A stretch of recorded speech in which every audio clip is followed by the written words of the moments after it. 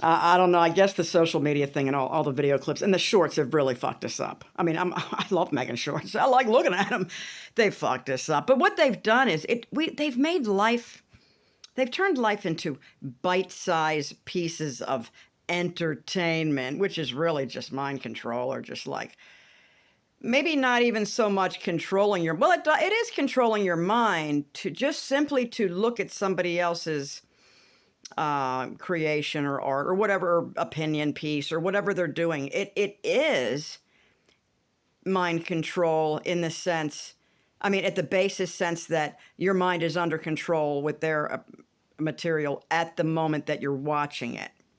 So that's whether or not it changes your opinion or your thoughts or anything for the rest of your life matters not at this moment. The moment that you're consuming someone else's material or even your own material or whatever, your mind is under control by somebody else. And I hadn't thought about that till just, I didn't even think to say that when I opened the camera. What I was going to say was,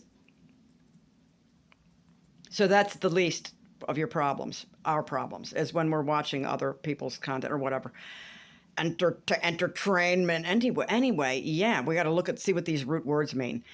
I was going to say, I just watched a short clip of a guy taking a shower from the waist up. Let's not I wasn't watching him wash all his stuff or anything.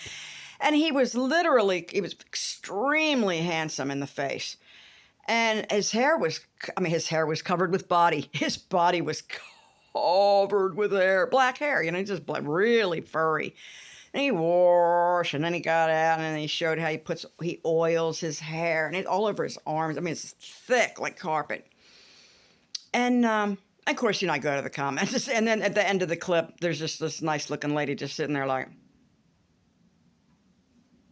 no, dude, that's not cool. Like the music was real cute and sweet, and then all of a sudden the music stops, and you get this woman like it's not cool that he's got all this hair, and I'm thinking. It probably wouldn't be my preference that my partner was covered with fur, but if I loved if I love my partner, I'm just like, you take the hair, you don't say, hey. But the comments, I'm just looking at the comments going, wow, are we we're going to judge on literally every hair on a person's body now? Yes. Ew, ever heard of wax? Ew, shave that shit. Or, ew, men that shave their bodies are gross, which I think I don't dig the shaving thing either. But let people do what they want to do.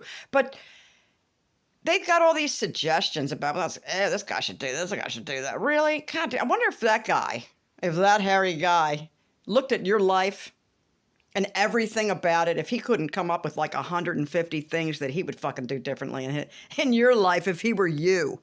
Or if you were proposing yourself to be a partner to him, he'd be like, well, I don't know, man. All that hair all over my body is a deal breaker, What? Something naturally occurring on the person's body is a deal breaker. Well, it could be, I guess, if you're going to say, I really want a trans partner. I don't want somebody with natural parts. I want somebody that's been altered. Maybe you could say that's a deal breaker. If you just had an aversion to all that body hair, maybe you would have to like a tactile aversion or a visual aversion or whatever. You'd be like, man, I just can't be with somebody covered with hair like that. Would it be that you had to what if they were because what if you met him fully clothed in a business suit or long sleeves in the winter, and you had no idea? You fell in love.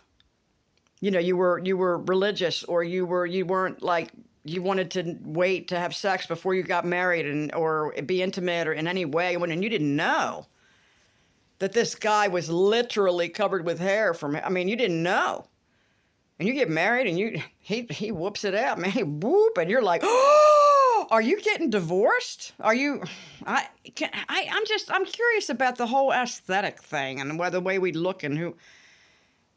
Maybe that's why we should not wait until we're married to have sex, or to be intimate, or to be nude. Maybe you can wait to have intercourse, but yet get quite familiar with the person's body. Is that sinful?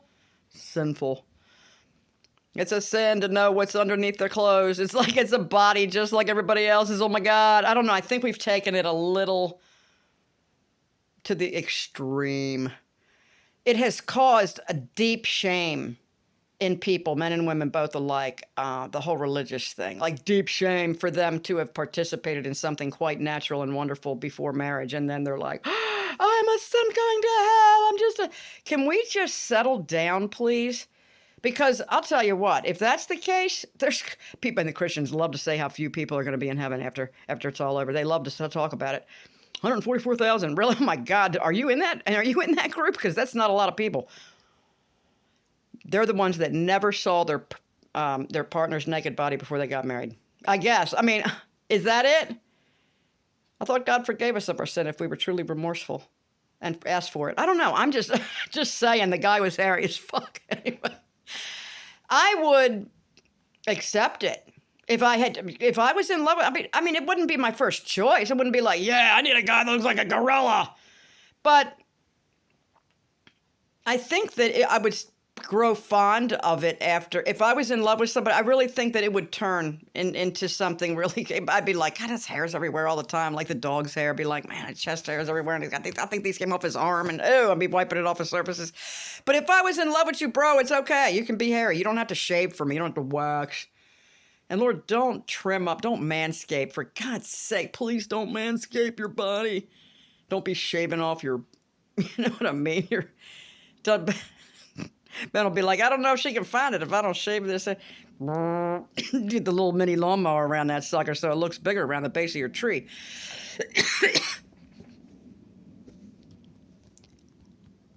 I got an allergy cough. I gotta go.